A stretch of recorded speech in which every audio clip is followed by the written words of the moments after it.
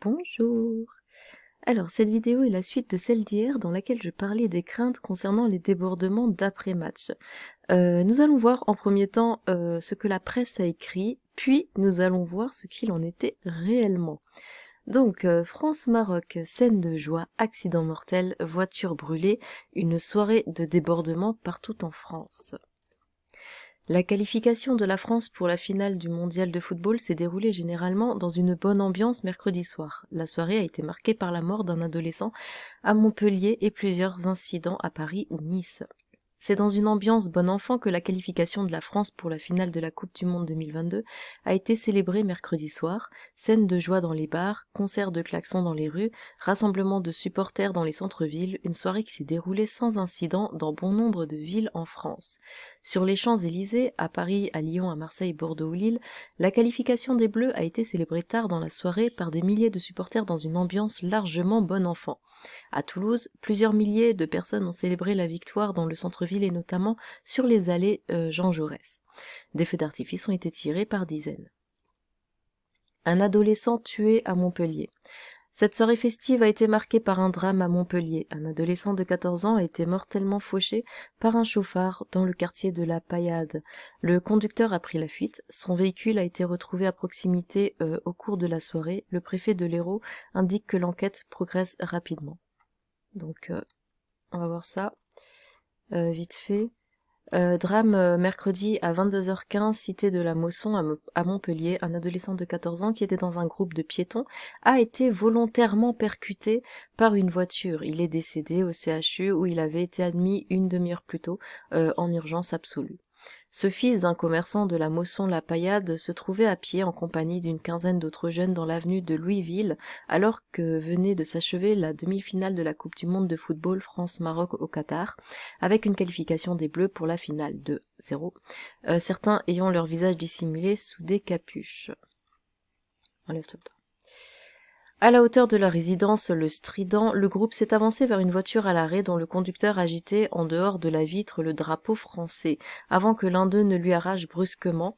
Se voyant encerclé et voulant se dégager, craignant une agression ou des dommages sur son véhicule, il a alors brusquement démarré, effectué une manœuvre volontaire pour traverser les rails du tramway et repartir à vive allure dans l'autre sens. Du coup, j'ai trouvé une vidéo de ce passage-là.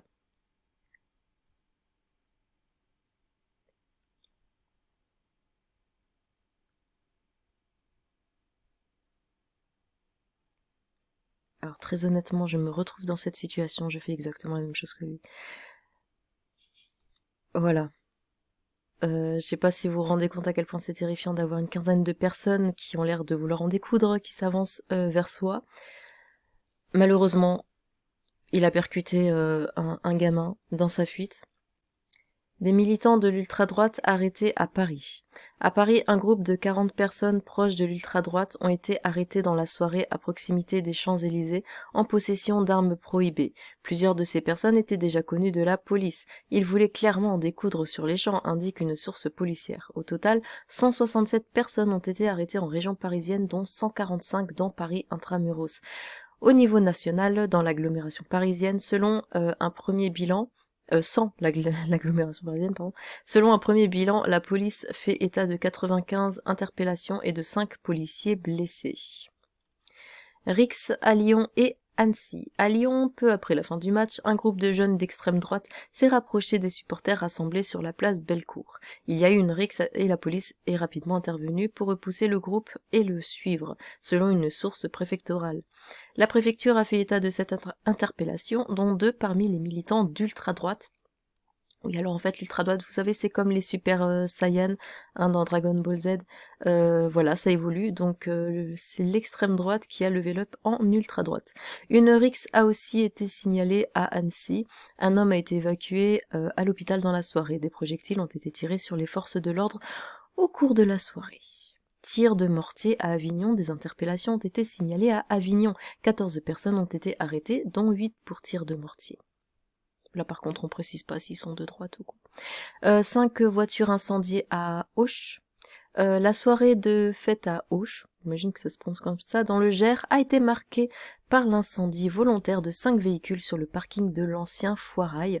Les pompiers ont réussi à maîtriser l'incendie. Une voiture incendiée est aussi signalée à Florence, toujours dans le Gers, mais là encore une fois on ne sait pas si c'est la droite ou autre. Voilà, du coup je vous ai trouvé quelques vidéos. Alors attendez, je mets mon petit casque.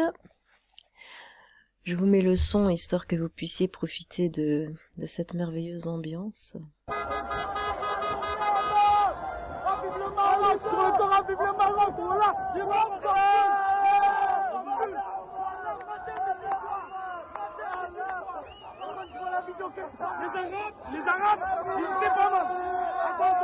Mais calmez-vous, mais c'est incroyable d'être excité à ce point, mais calmez-vous. Mais nous, on est là pour la carte vitale. Voilà, mais nous, on est là pour la carte vitale. La carte vitale. Passeport rouge. Ah oui, voilà, quelque part. Attention, c'est-à-dire que la France dit comme ça. Vas-y, redis. La France. Ouais, c'est bien. Voilà, super les gars. C'est bien, c'est beau. Le vivre ensemble, c'est magnifique. J'en ai les larmes aux yeux. Alors...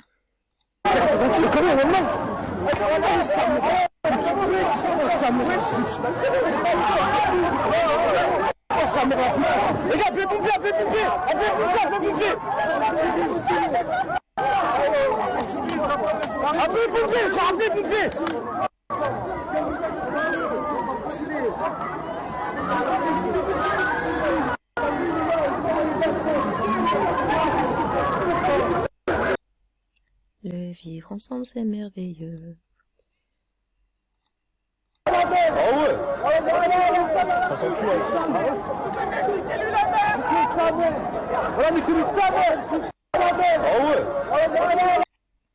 C'est beau, hein. Ça va partir d'ici.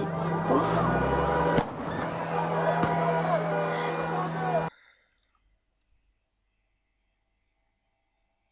Ça brûle les voitures.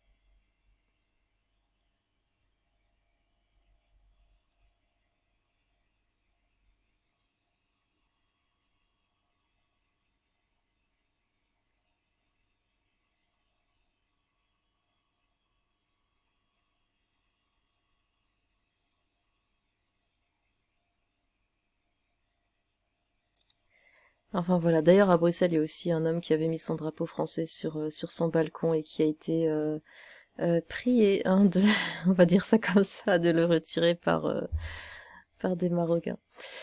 Voilà, le foot, c'est beau, c'est que de la paix et de l'amour.